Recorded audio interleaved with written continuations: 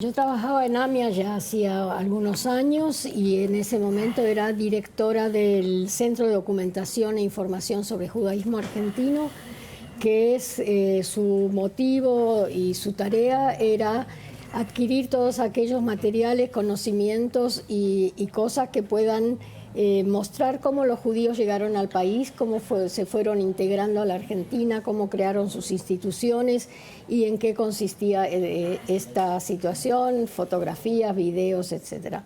Pero también tenía, y para eso tenía un lugar de trabajo en un edificio que también era de AMIA, en la calle Ayacucho, casi a la misma altura del edificio de Pasteur. También tenía una segunda responsabilidad, que era la de organizar la celebración del centenario de AMIA. No es poca cosa que una institución cumpla 100 años y AMIA decidió festejarla con todo. Recordemos que AMIA es una asociación mutual, se encarga de actividades para la tercera edad, administración de los cementerios. Es eso. Educación, un trabajo. componente cultural grande, una bolsa de trabajo. Yo lo conozco bien, eso que pasó ahí, que pasaba ahí. Entonces, bueno, vos te dedicabas a eso. Sí.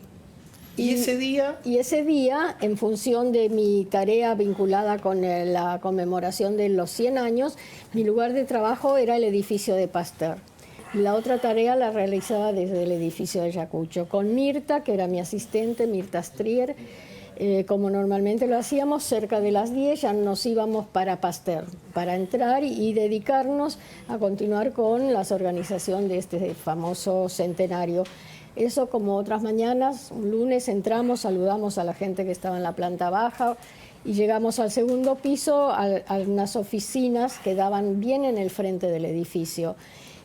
Había habido una remodelación en ese piso y era para nosotros también nueva ese lugar. Al instante que llegamos, recordé que tenía que averiguar algo y pedir algo concretamente, un acceso a una computadora. Y me levanté, Mirta quedó, caminé todo el trayecto que iba del frente del edificio, que es bastante extenso ese trecho, pero lo crucé y... como para el contrafrente. Para el contrafrente, exactamente, como para ir al centro de la manzana de donde estaba el edificio de AMIA. Y al instante que llegué allá y empecé a hablar para pedir lo que y fui a buscar, ahí fue donde se escuchó el terrible estruendo. Ahí donde, es como dije antes, se generó la oscuridad, el no saber qué hacer. Alguien le dijo, tírense al piso, y lo hice, no sirvió de nada porque se respiraba peor, no veíamos porque de los cables obviamente la luz había desaparecido, se escuchaba todo el tiempo seguir cayendo las cosas. Me preocupé por Mirta, quise volver, alguien me agarró la mano y me dijo, no hay más piso. Y así en las tinieblas encontró una puerta que estaba con el cartel en caso de emergencia, salida de emergencia. Nunca se pensó que eso se iba a usar 4 días después de que se terminó de arreglar ese piso. Así fue como pudimos salir, principalmente respirar mejor, ver algo. ¿A dónde salieron? A una especie de pasadizo de metal que era como un puentecito. Pero ese puentecito no daba a ningún lado, daba una pared.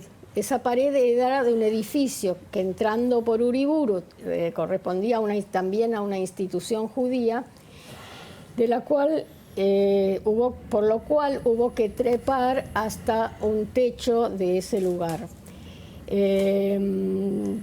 Todo en mi memoria sucede como una continuidad.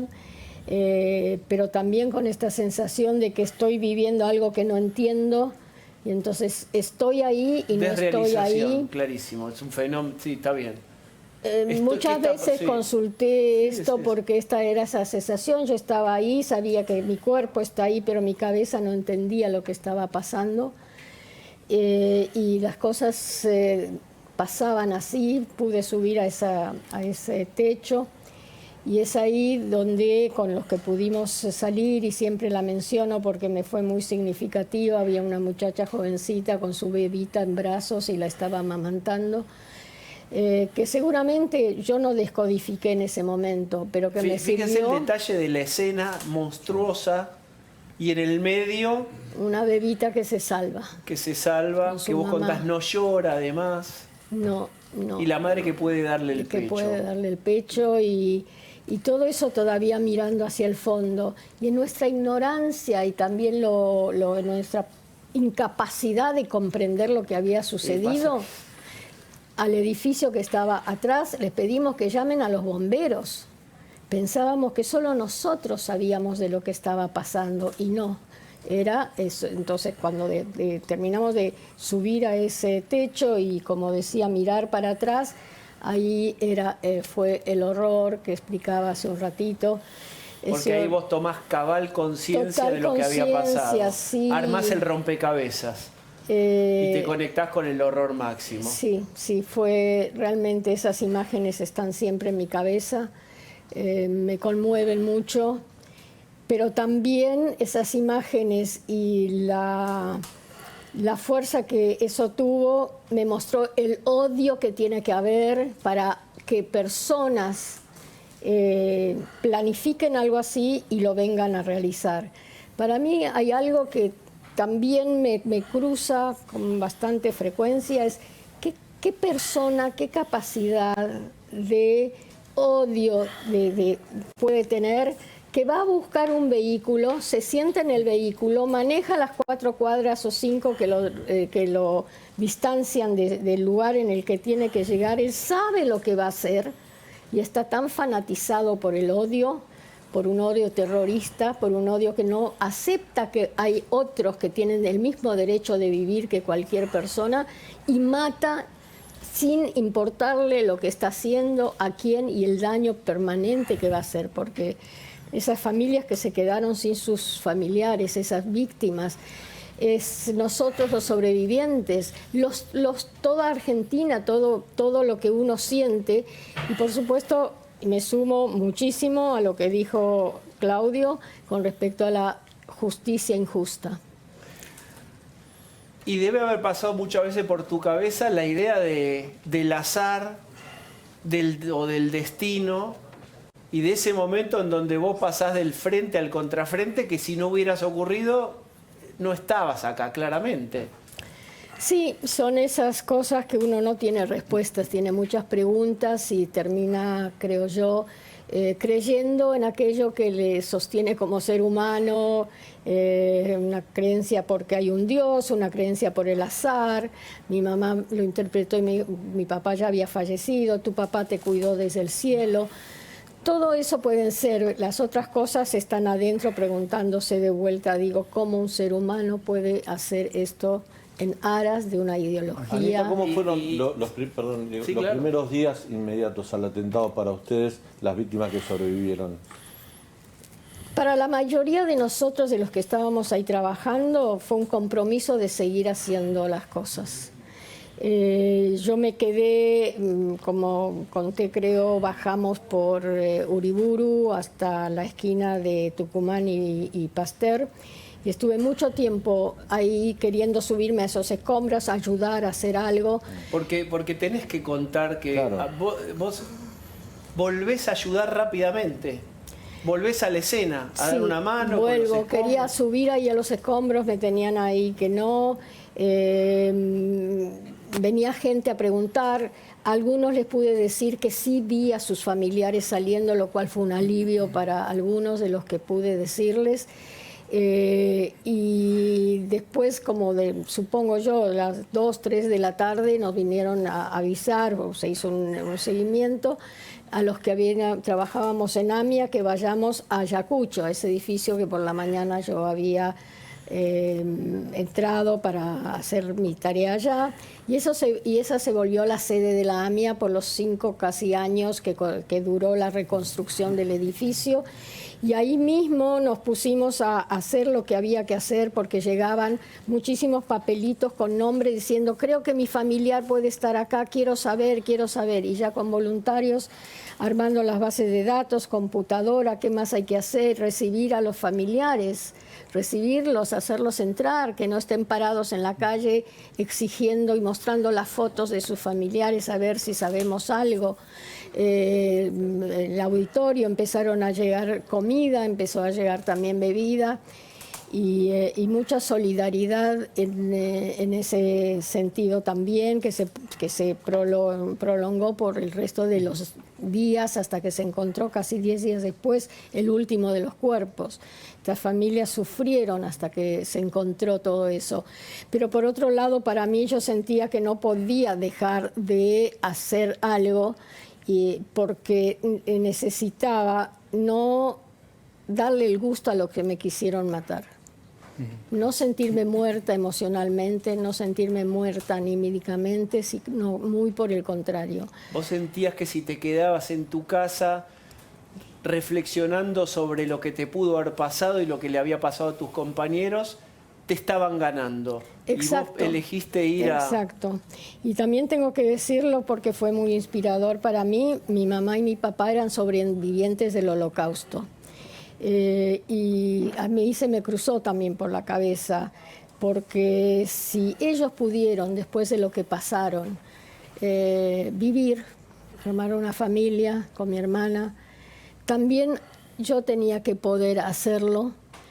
Y ese fue el motor que me llevó, y creo que al cabo de todo este tiempo también encuentro como muy importante compartir esto con jóvenes, desde la perspectiva donde cada uno desde el lugar que está puede llegar a pensar la diferenciación entre el extremismo que decide exterminar al otro y una forma de encontrar la vida con otros que, aunque piensen diferente y tengan muchas diferencias, existe la obligación de preservar una vida coordinada, pero también transmitiéndoles de que eso no es una entelequia, es lo que cada uno puede hacer en su vida cotidiana desde donde está desde donde está estudiando o trabajando o viviendo. Me parece que esa es una de las cosas que para mí fueron muy importantes para tener la fuerza, yo también, de seguir con mi familia, de seguir trabajando en AMIA, de seguir haciendo cosas para esta visualización de que la comunidad judía, los judíos, los argentinos, podemos y debemos tener esa fuerza para esa continuidad. La decepción, y solo agrego esto, por supuesto, está en el tema de la justicia. Yo justo iba a preguntarle eso a Anita. Pasaron 25 años de ese horror. ¿Vos creés que en algún momento vas a poder decir se hizo justicia? Si te voy a ser honesta, no. No puedo creer en este momento, después de 25 años de injusticia. No puedo. Han habido todas estas, la cantidad enorme de información que hay, se hizo un resumen muy interesante y actualizado, pero donde las cosas no terminan de llegar a una justicia, y una sociedad sin justicia es una sociedad que no nos da ninguna seguridad como seres humanos. Y entonces tengo ansias y tengo toda la esperanza de que algún día suceda, pero también mucha decepción. 25 años es una vida, 25 años es una generación nueva que se encuentra con estas imágenes una vez al año, tal vez, esta vez con mucho más ímpetu. 25, siempre los números dicen algo en las fechas, pero que la justicia no sea la bandera que haya tenido todo su protagonismo para decir quiénes son y que son llevados a la justicia y dar una lección a todos nosotros, consuelo a las familiares, pero a la sociedad toda, de que sin justicia no se puede, porque si no da para pensar que todo es posible y nadie asume ninguna responsabilidad ni ninguna pena de nada.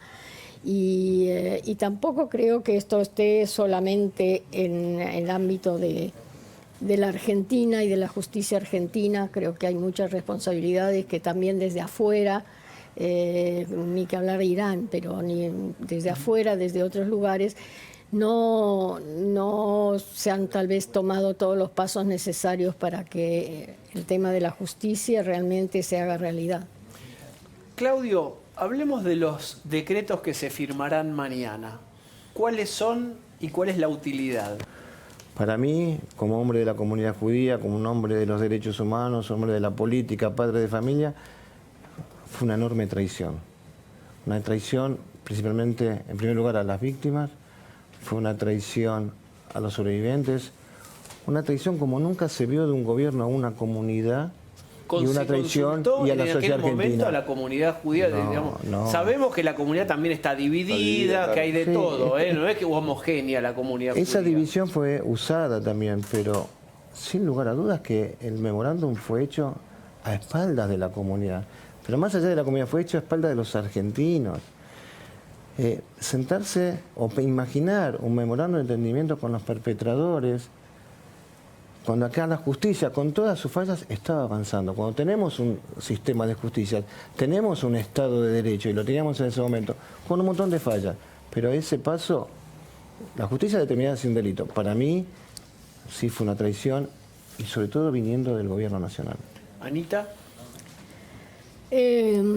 Claudio bien explicó desde el contexto político. Para mí era imposible suponer, aceptar, no es suponer, aceptar un entendimiento con un país que no era hasta el único lugar donde se demostró que estuvo involucrado en actos terroristas, que básicamente me decía a mí, hija de sobrevivientes, que el Holocausto no existió, que una verdad que cambió el mundo y cambió la mirada del mundo, donde las Naciones Unidas se crean a partir de lo que los estados quieren prevenir para futuro, y él dice que el Holocausto no existió y que también tiene como misión hacer desaparecer Israel, el Estado de los judíos.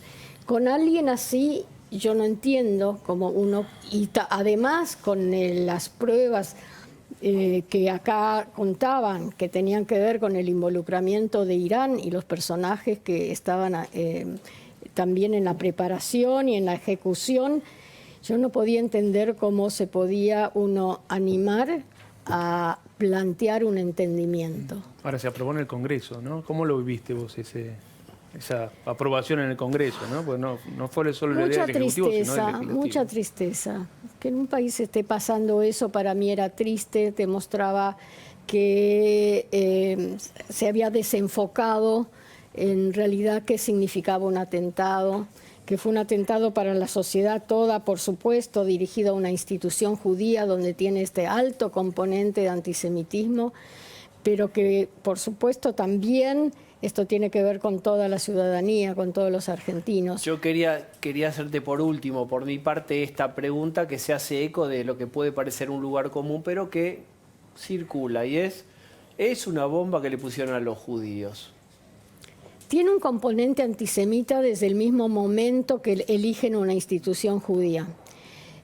Si tuvieron la capacidad de tener toda la inteligencia, investigación y encontrar los aliados locales y hacer alianzas locales con lo que se supone y se encontró que sí había alianzas de este estilo, a mí no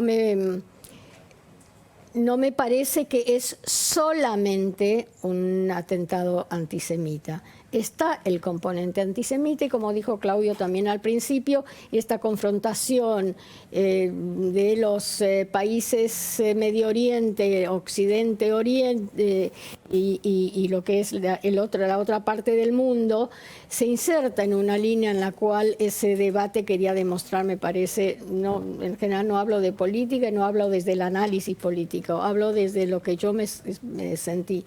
Y entonces me parecía que no no era solamente un ataque, porque no les importó a quién se mataban, no le importó.